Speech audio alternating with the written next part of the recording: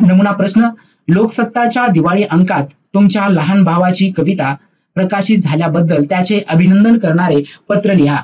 अशा पद्धतीचा प्रश्न आपल्याला प्रश्नपत्रिकेमध्ये किंवा परीक्षेमध्ये विचारला जातो. आता या प्रश्नाला अनुसरून अभिनंदन पत्र कशा पद्धतीने लिहायचं ते पाहूया. सर्वात अगोदर दिनांक लिहा, त्यानंतर प्रिय संतोष अनेक आशीर्वाद, तुमच्या भावाचं नाव, त्यानंतर पत्राला सुरुवात करायची आहे. मी अशा पद्धतीने पत्र लिहिलेलं आहे. संतोष, तुझे मनपूर्वक अभिनंदन. लोकसत्ताच्या दिवाळी अंकात माझी आजी ही कविता वाचली, मला ती खूप आवडली. कवीचे नाव वाचले आणि मला खूप आनंद झाला. मला तुझा खूप अभिमान वाटला. संतोष, तू सध्या 10वीत आहेस, पण तुझी कल्पकता पाहून मला खूप आनंद झाला. तुझे करावे तेवढे कौतुक थोडेच आहे. तुला आजीसोबत राहायला खूप आवडते. तुला आजी खूप प्रेम करते. याच कारणामुळे तू ही सुंदर कविता लिहू शकलास. अशा पद्धतीने हे 2 पॅरेग्राफ परिच्छेद मी लिहिलेले आहेत. त्यानंतर तिसरा परिच्छेद आहे, त्याचा चांगला परिणाम म्हणजे तू माझी आजी ही कविता लिहिलीस. आई व बाबांना तुझ्या काव्य निर्मितीचा नक्कीच अभिमान वाटला असेल. भविष्यात तू वेगवेगळ्या विषयावर भरपूर लेखन करावे यासाठी शुभेच्छा. त्यासाठी तू भरपूर पुस्तके वाच, मनन कर, निरीक्षण कर. मोठा भाऊ म्हणून हक्काने हे तुला सांगतो. पुन्हा एकदा तुझे अभिनंदन, तुझाच भाऊ. त्यानंतर पत्ता या ठिकाणी दिलेला आहे आणि सगळ्यात शेवटी पत्ता झाल्यानंतर आपला जो ईमेल आयडी असेल तो ईमेल आयडी द्यायचा आहे. अशा पद्धतीने आपण अभिनंदन पत्र परीक्षेमध्ये लिहू शकता. प्रथम प्रश्न कसा येतो पहा. आपल्या महाविद्यालयात होत असलेल्या वाचनकट्टा उपक्रमासाठी पुस्तकांची मागणी करणारे पत्र लिहा. आपल्या विद्यालयामध्ये वाचनकट्टा हा उपक्रम राबवणार आहोत. त्या उपक्रमासाठी पुस्तक मागणी करणारे पत्र लिहा असा प्रश्न असू शकतो, किंवा इतर वस्तूची मागणी करणारे पत्र लिहा असाही प्रश्न असू शकतो. आता पत्राला सुरुवात करायची आहे. दिनांकापासून सर्वात अगोदर दिनांक दिला, त्यानंतर ज्याला पत्र पाठवायचं आहे त्याचा पत्ता लिहा, नाव लिहा, त्यानंतर पत्राचा जो विषय असेल तो विषय थोडक्यात नमूद करा. त्यानंतर योग्य ते अभिवादन म्हणजे महोदय आपण देणार आहोत. त्यानंतर आपलं पत्राचा मुख्य मजकूर लिहायला सुरुवात करायचा आहे. या ठिकाणी वरील विषयाला अनुसरून काही मजकूर लिहिलेला आहे तो पाहूया. मी मुख्याध्यापक सरस्वती विद्यालय उस्मानाबाद या ठिकाणी कार्यरत असून मुख्याध्यापक या नात्याने आपल्याला पत्र लिहित आहे.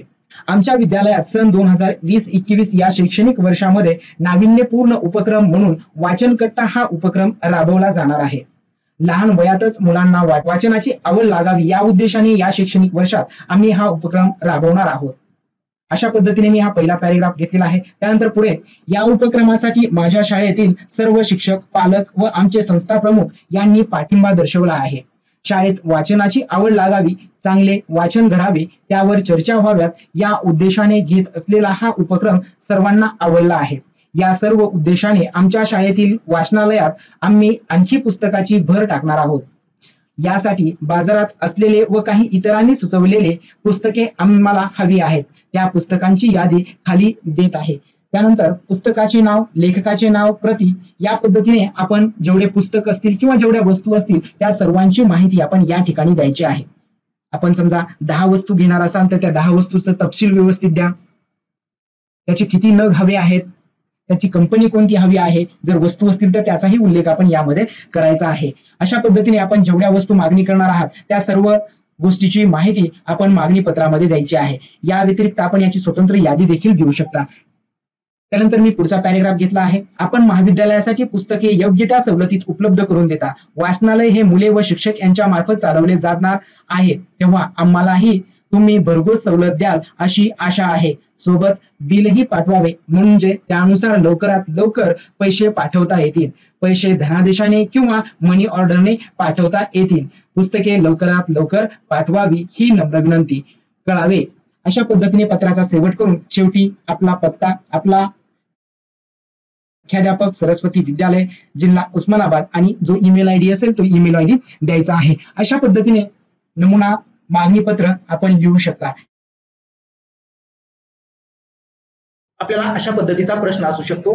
ऑनलाईन खरेदी केलेला भ्रमणध्वनी म्हणजे मोबाईल संच सदोष निघाला आहे. ग्राहक मंचाकडे तक्रार नोंदवणारे तक्रार पत्र लिहा असा प्रश्न आला असेल तर त्या प्रश्नाला अनुसरून तक्रार पत्र कशा पद्धतीने तयार करायचं ते पाहूया. सर्वात अगोदर दिनांक लिहून घ्या. त्यानंतर पत्र कोणाला पाठवायचं आहे त्याचा उल्लेख करा. इथं आपण प्रति माननीय अध्यक्ष ग्राहक पंचायत उस्मानाबाद यांना तक्रार पत्र लिहिणार आहोत. त्यानंतर पत्राचा विषय अशा पद्धतीने आहे, ऑनलाईन खरेदी केलेला भ्रमणध्वनी मोबाईल संच सदोष निघाल्याबद्दल. त्यानंतर संबोधन लिहा आणि त्यानंतर जो आपला मुख्य विषय आहे, मजकूर आहे, त्याला अनुसरून जो मजकूर तुम्हाला द्यायचा आहे तो इथं लिहायचा आहे. मी अशा पद्धतीने लिहिलेला आहे. मी दिनांक 10/6/2020 रोजी mobile.mi.com या संकेतस्थळावरून खरेदी केलेला Xiaomi कंपनीचा मोबाईल खरेदी केला आहे. याची खरेदी किंमत 10,999 रुपये असून मी माझ्या स्टेट बँक ऑफ इंडियाच्या खात्यातून ऑनलाईन रक्कम अदा केली. त्यानुसार मला दिनांक 20/6/2020 रोजी वन इंडिया या कुरिअर कंपनी मार्फत सदर मोबाईल प्राप्त झाला. हा पहिला परिचय दिलेला आहे. त्यानंतर दुसरा परिचय आहे, कंपनीच्या नियमानुसार कुठलाही संच वापरण्यास योग्य नसल्यास 8 दिवसात तक्रार करता येते. सदोष मोबाईल संच तुम्हाला बदलून मिळतो किंवा त्यासाठी भरलेली रक्कम तात्काळ परत मिळते. मी खरेदी केलेला संच 3 दिवसानंतर आपोआप बंद होत असून बॅटरी तात्काळ संपते व तो बंद होतो. त्याचप्रमाणे मी दिनांक 30/6/2020 रोजी ईमेल पत्राद्वारे कंपनीकडे माझी तक्रार नोंदवली आहे.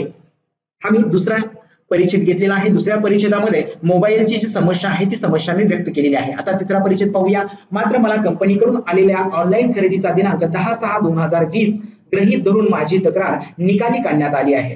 याविषयी पुरेसा खुलासा पत्र मंगळवार दिनांक 1/7/2020 रोजी मी कंपनीला पाठवले आहे. मात्र कंपनीकडून कोणताही खुलासा करण्यात आलेला नाही. हा मी तिसरा परिच्छेद घेतलेला आहे. आता चौथा परिच्छेद आहे. मात्र तक्रार करून 1 महिना होऊन गेला तरी मला कंपनीकडून काही कळविले गेले नाही. या एकंदर व्यवहारात माझी फसवणूक झाल्याचे माझ्या लक्षात आले. मला मनस्ताप सहन करावा लागत आहे. त्यामुळे मला न्याय मिळावा अशी इच्छा आहे. आपली संस्था ग्राहकांच्या अशा तक्रारीचा पाठपुरावा करते आणि ग्राहकाला न्याय मिळवून देते याची जाणीव असल्यामुळे मी हे पत्र आपल्याला पाठवित आहे. अशा पद्धतीने मी 3 परिच्छेदामध्ये हे पत्र संपवलं आहे. आता पत्राचा शेवट, तरी माझ्या तक्रारीचा अभ्यास करून आपण मला योग्य ते मार्गदर्शन करावे ही नम्र विनंती, असं मी पत्राचा शेवट केलेला आहे. त्यानंतर पत्राच्या शेवटी लिहून आपला पूर्ण पत्ता नमूद करायचा आहे आणि त्यानंतर आपल्याला या पत्रासोबत काही डॉक्युमेंट द्यायचे असतील तर ते डॉक्युमेंट देखील सोबत या सदराखाली नोंदवायचे आहेत. मी सोबत कंपनीशी झालेला ई पत्र व्यवहार, 2 टपाल पत्र व्यवहाराची प्रत, 3 खरेदी पावती, झेरॉक्स प्रत आणि कुरिअर पावती अशा पद्धतीचे कागदपत्र सोबत दिलेले आहेत. अशा पद्धतीने आपण हे तक्रार पत्र लिहू शकता. परीक्षेमध्ये प्रश्न कशा पद्धतीने येऊ शकतो तो पाहूया. प्रश्न, मुख्याध्यापक या नात्याने आपल्या महाविद्यालयात होत असलेल्या वाचनकट्टा उपक्रमासाठी लागणाऱ्या पुस्तक खरेदीवर अधिकची सवलत देण्याबाबत विनंती करणारे पत्र लिहा. अशा पद्धतीचा प्रश्न आपल्याला परीक्षेमध्ये येऊ शकतो. पाहूया आता विनंती पत्र कशा पद्धतीने लिहायचं. सर्वात अगोदर दिनांक लिहा. त्यानंतर ज्यांना पत्र पाठवायचं आहे त्यांचं नाव आणि पत्ता लिहा. त्यानंतर पत्राचा विषय, मी या ठिकाणी वरील प्रश्नाला अनुसरून पुस्तक खरेदीवर अधिक सवलत मिळण्याबाबत हा विषय घेतलेला आहे. त्यानंतर अभिवादनपर शब्द महोदय हा शब्द घेतलेला आहे. त्यानंतर मुख्य विषयाला मी सुरुवात केली आहे. मुख्याध्यापक सरस्वती विद्यालय उस्मानाबाद या ठिकाणी कार्यरत असून मुख्याध्यापक या नात्याने आपल्याला पत्र लिहित आहे. हा पहिला मजकूर विनंती पत्रामध्ये लिहिलेला आहे. त्यानंतर आज सकाळी 9 वाजता आकाशवाणीवर आपल्या मेहता पुस्तकालयाची जाहिरात ऐकली. आपण शाळा, महाविद्यालय, कॉलेज यांना पुस्तक खरेदीवर खास सवलत देता याविषयीची बातमी ऐकली. आपण या अगोदर देखील आमच्या शाळेला लागणारी सर्व पुस्तके नियमितपणे पुरवत आहात. अशा पद्धतीने मी हा पहिला परिच्छेद घेतलेला आहे. त्यानंतर दुसरा परिच्छेद, सध्या पुस्तकाच्या किमती बऱ्याच प्रमाणात वाढल्या आहेत. शाळेतील खर्च मोठ्या प्रमाणात वाढला आहे. शासनाकडून मिळणारे अनुदान पुरेसे होत नाही. लोकवर्गणीतून मिळणारा पैसा देखील बंद आहे. म्हणून आपणास कळकळीची विनंती आहे की आपण आपल्या जाहिरातीला अनुसरून व शाळेला मदत म्हणून पुस्तक खरेदीवर 20% अधिक सवलत द्यावी. आम्ही पुस्तक खरेदी पत्रक व पुस्तकाची यादी आपणास दिनांक 2/7/2020 रोजी पाठवली आहे. अशा पद्धतीने पत्राचा मुख्य मजकूर मी नमूद केलेला आहे. त्यानंतर आपल्या अनुकूल प्रतिसादाची आम्ही वाट पाहत आहोत. सवलत वजा जाता राहिलेली रक्कम व बिल पावती आम्हाला लवकरात लवकर पाठवावी.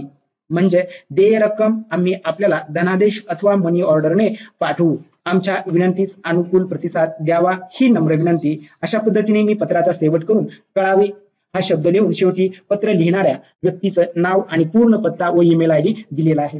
अशा पद्धतीने दिलेल्या विषयाला अनुसरून आपण विनंती पत्र लिहू शकता. मित्रांनो, व्हिडिओ आवडला असेल तर लाईक करा, आपल्या मित्रांना शेअर करा आणि अशाच नवनवीन व्हिडिओसाठी चॅनल सबस्क्राईब करून समोरच्या बेलवर क्लिक करा. भेटूया पुढील एका नवीन व्हिडिओमध्ये. धन्यवाद.